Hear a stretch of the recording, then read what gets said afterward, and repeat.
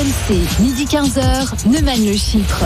Vous avez une question, les notaires vous répondent. Et on est avec Boris Vienne, qui est notaire à Cornebarieux, c'est en Haute-Garonne. Bonjour Boris Vienne. Bonjour.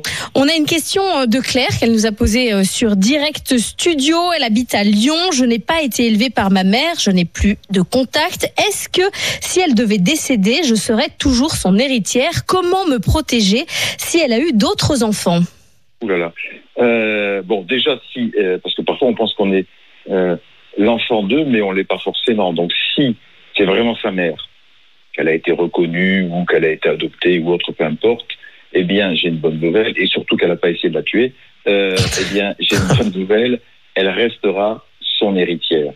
Et son héritière, bien évidemment, jusqu'au jour où sa maman partira, quel que soit le nombre d'enfants et le nombre de maris, contrairement à Bénédicte, qu'elle aurait pu avoir tout au long de sa vie. Donc il faut qu'elle soit reconnue. Ouais.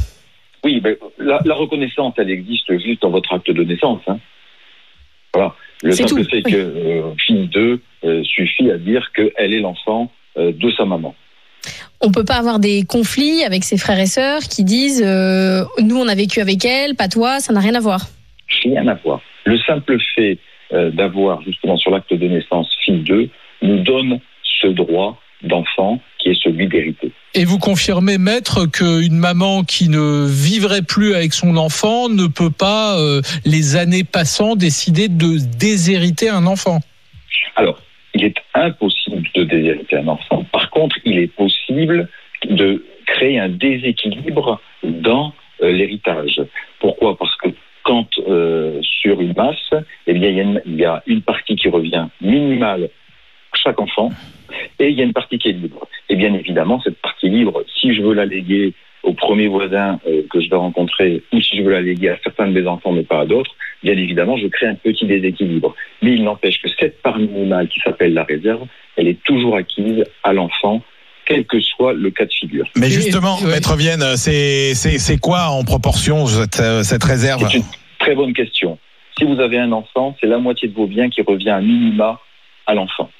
Si vous avez 2 enfants, c'est 1/3 par enfant et 1/3 libre. Et si vous avez 3 enfants ou plus, eh bien les 3/4 de votre patrimoine se partagent à part égale entre les 3 enfants ou plus, et il y a 1/4 libre. C'est ce qui s'appelle la quotité disponible. D'accord. Et ce qui revient à chaque enfant, c'est ce qu'on appelle la part réservataire, c'est ça ?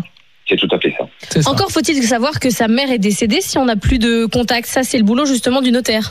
Alors là, effectivement, on se retrouve dans une situation où il y a toujours, alors soit on connaît parfaitement la famille, ce qui peut arriver, soit on ne la connaît pas parfaitement, et auquel cas, on demande à des professionnels de nous aider, ça peut être un généalogiste notamment, qui rentre dans la boucle pour faire ce travail de détective parfois, pour retrouver des héritiers qui avaient malencontreusement été oubliés par ceux qui sont dans notre bureau.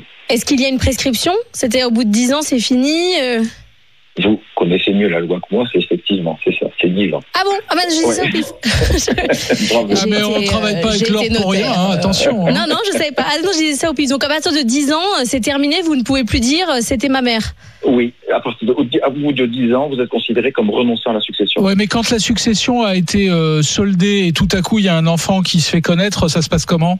Retour à la case départ. Ah, on recommence tout à zéro et vous rendez l'argent ? Oui. Alors parfois, ça crée bien évidemment des difficultés. Et c'est bien pour ça qu'il faut être le plus vigilant possible en amont.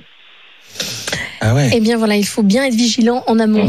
Merci beaucoup Boris Vienne d'avoir été avec nous, notaire à Cornebarieux en Haute-Garonne. Si vous voulez poser vos questions vous aussi au notaire, c'est par Direct Studio. Ils vous répondent tous les vendredis juste avant 15h. Neumann le Chypre, c'est terminé pour aujourd'hui. On se retrouve lundi midi 15h. On vous souhaite un bon week-end.